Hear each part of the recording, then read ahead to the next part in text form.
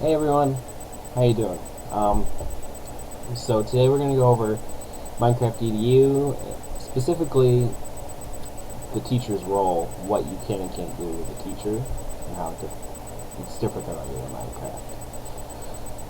The next couple of videos will also be exploring creating a place for students to meet, and then setting up assignments. So let's have some fun. So here we are, Minecraft Edu. Just sign in, just with my name as a male. We're going to go to multiplayer, we're going to go to the server, join server. Now you can either join the server as a student, or you can choose an avatar, or as a teacher. And as a teacher we need to put in a password.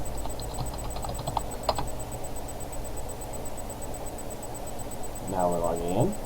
Now I already took the liberty of finding an area that was away from other people's projects, so I'd be able to build and show you guys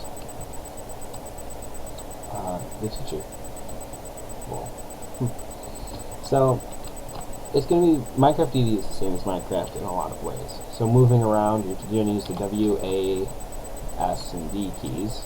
W to go forward, S to go backwards, A to go to the left, D to go to the right. You can also use the inventory slots the same, using the scroll and the mouse to flip through them. You use the left mouse button to break things or to interact with things, and the right, the place blocks and other things. So, some important features that I didn't cover in any of the other videos. To talk in Minecraft, you hit T and then you just type. So, hello everyone. And you look in the bottom left and it'll appear there in the chat. When you hit T, you won't be able to move because you're hitting typing keys. So in order to exit talk, you just have to hit enter. And that's also how you submit the text entry. Now it can get a little difficult when you're talking with multiple people. We did a class and we had 10 or 12 people all talking at the same time. So that can get a little difficult to sort conversation.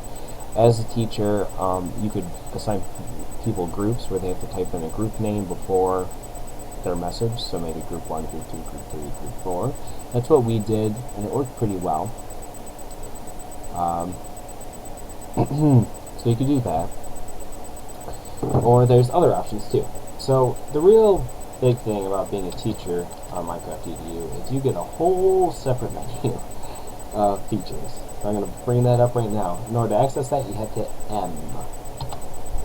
So here's the Minecraft Edu Teacher menu. Now the different categories are personal, world settings, player management, assignments, give, stations, and building tools. So I'm going to go over each one real quickly. So in the personal section we have spectate mode, creative mode, movement speed, teleport back to surface, or teleport to spawn. In Minecraft Edu you can set spawn blocks where people will spawn. This is really helpful. So say you created an area where you want your students to learn. You create a spawn block and that's where they'll spawn. Teleport back to surface would be, so if you're underground, you would teleport back to the surface. I think it's one place. But now, spectate mode and creative mode are pretty cool. Spectate mode, you'll be invisible to others, and you can walk around and check on what they're doing. So, as a teacher, say you want to see what students are doing, but you don't want them to feel like you're watching over their shoulder. You go into spectate mode and just walk around, make sure they're on task. That's a good thing to do. Creative mode, this only affects the teacher. This will give you access to what creative mode would be in regular Minecraft, so you'll be able to fly, you'll have every kind of block, and you can destroy blocks instantly. Let's check that out. So you can see, boom, boom, boom, boom. So this makes building a lot easier. Actually, I really love that. I usually don't play creative mode just because I I enjoy survival, the challenge of survival. But anyway, so go back to here. Let's create mode. Now movement speed, it'll allow you to go faster, but as it says, there's a warning. If you go over 50%, it could cause the server to become unstable. So we're going to go right to 50%, and woo, look how fast you go. So this would make it easier to navigate and go between students. Oh, yes, I didn't even show you. So in Minecraft Edu, when you become a teacher, you don't get to choose an avatar, you just sort of look like generic teacher. Still kind of cool. So back to the menu. I'm going to put this back down normal because they're going a little too fast for me. So we're going to go to world settings. Now, you can change the game mode. Right now it's set for Minecraft Edu, which turns off health and hunger and everything else. You can change it to survival, creative, or Minecraft Edu. You can change the difficulty, and then you can also allow and not allow different things. So, for instance, with this checked, I would allow fire and TNT to be in the world, which they're currently not. I can allow random structures and buildings to be built when the world's created. Allow animals like the sheep we see bouncing up behind us. Change the difficulty. Allow weather effects, so like rain and snow will happen randomly. Allow other dimensions, so this is like the other nether the nether realm and stuff like that, which is you'll see if you watch Minecraft videos, a lot of people go into these realms to get the rare resources. Allow villagers and monsters. So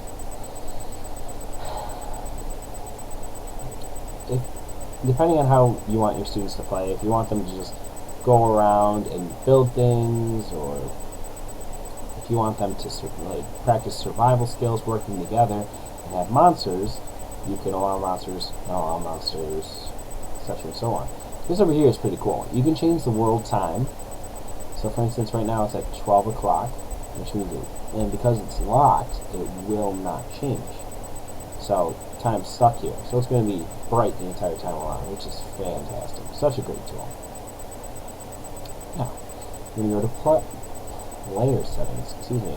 So you can enable PvP here, and that's, they can engage in combat with each other and injure one another, which could be a big distraction if you're trying to teach a lesson with Minecraft Edu. I mean, it's fun if you're, again, doing survival and trying to have students learn to work cooperatively to survive. Allow students surfacing. Students can teleport themselves back to the surface directly above their heads using the button on the student menu. And this is really useful because oftentimes when you're traveling around, you'll drop in a ditch or something, and it takes forever to get back up. So that is a really helpful tool for students. Now you can control students too with this menu. For instance, you can freeze students so they can't move, they can't destroy blocks, they can't place blocks. So they automatically have to put their attention on you if you have them in a group. You can mute students so they can't use the in-game chat, so that means only you can be typing, which makes it really easy. And you can also allow students to teleport back to the spawn location using the button on the student menu. This allows students to build or not build, depending on how you check it. And then this one, keep inventory. Well, if people die, they'll be able to keep their inventory, but because this is on peaceful and students can't die, there's no reason to check it. So, player management. So this will allow you to search different players if you have them on Minecraft Edu. So for instance, if I had Sally and Jim, and they were doing different projects, and I would search Jim, and he would show up, and then I could click his name, and I could teleport to that student location, and I could also select him and stop him from moving, place blocks or destroying blocks. And I could also exclude people from chat. So that's a good feature when you're trying to reach out someone, check on their progress. Now, this is the assignment tab. As you can see, there's already 3 assignments created. You can add a new assignment. Just do an assignment title, so create a school. Create a place where students meet and learn in Minecraft Edu. Save. So, create a school. So you can create assignments, and then you can have students complete the assignment or not complete the assignment. So that's a way to track student progress in the game. So the give tab is pretty cool. So you can type items to give students. So we'll do diamond. We'll do like 50 to gift card. So I now have 50 diamonds. So it's a good way to make sure that all the students have the same amount of resources, or if a student needs a specific resource, they can find it and give it to them. Now, there's different stations, so different places that have, different places that have spawn blocks, and you can teleport to. And right now, they're different final projects for people, so Ray's place.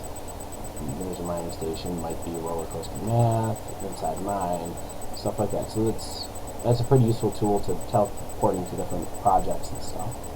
And then we have building tools. So build mode, So it allows you to enter build mode, which you can fly with precise movement control. You can move through solid blocks. Turns on long distance building by default. And you can switch the mode by pressing control to enable placing blocks in midair. It's really interesting.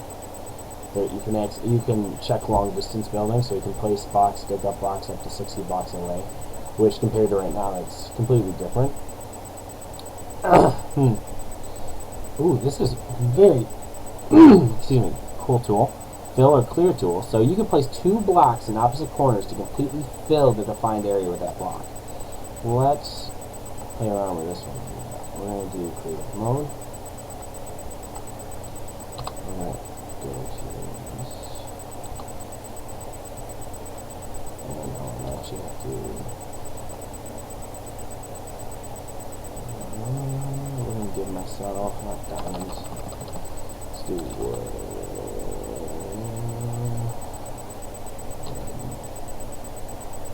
Like dark oak wood. I just need to give myself 1.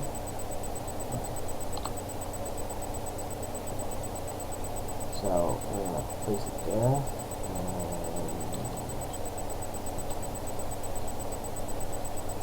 See? Just like that. Now we can sit down and place blocks. And it'll fill up spaces. That's really cool. The nice thing is you can sit here and break up these blocks in one hit because it's not creative. So that's a really neat feature.